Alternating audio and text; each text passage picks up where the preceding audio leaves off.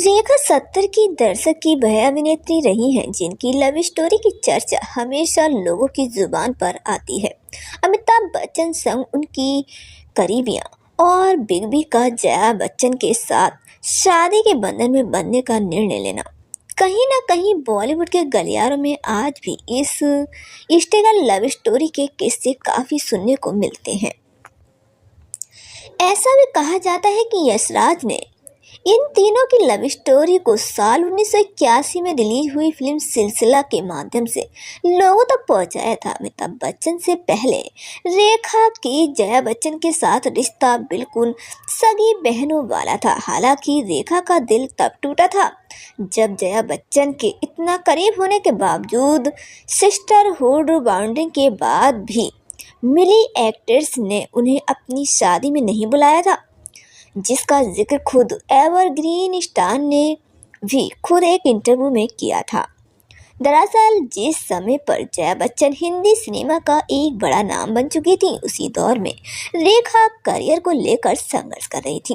रेखा ने भी उसी बिल्डिंग में घर ले लिया था जिस बिल्डिंग में जया रहा करती थी।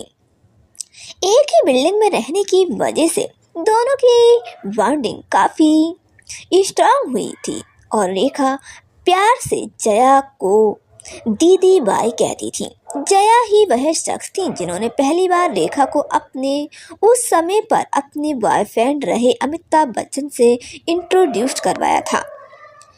ये तो सभी जानते हैं कि अमिताभ बच्चन की 1973 में जब जंजीर रिलीज हुई थी तो उनके कुछ समय बाद ही अमिताभ बच्चन और जया बच्चन शादी के बंधन में बन गए थे। महमूद की ऑफिशियल बायोग्राफी लिखने वाले अथर यासीर उस्मान ने अपनी बुक में बताया था, बिग बी और महमूद के भाई अनवर की दोस्ती काफ़ी अच्छी थी और वह अक्सर साथ में लॉन्ग ड्राइव के लिए जाया करते थे। उस दौरान उनके साथ कार में फ्रंट सीट पर जया होती थी जबकि बैक सीट पर रेखा रहती थी और वह पूरी जर्नी बातें करते हुए जाते थे। अमिताभ बच्चन और जया बच्चन की शादी का जिक्र उस बुक में भी है जो रेखा पर लिखी गई है। इस बुक में ही ये बात भी मेंशन की गई है कि 3 जून 1973 में उनकी शादी हुई, लेकिन रेखा को उसमें इनवाइट नहीं किया गया।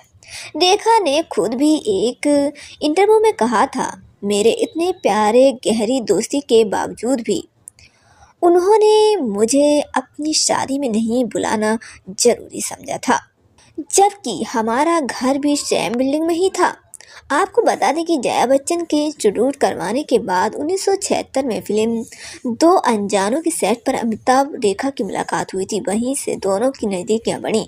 दोनों के प्यार के किस्से आज भी बॉलीवुड के गलियारों में गूंजते हैं।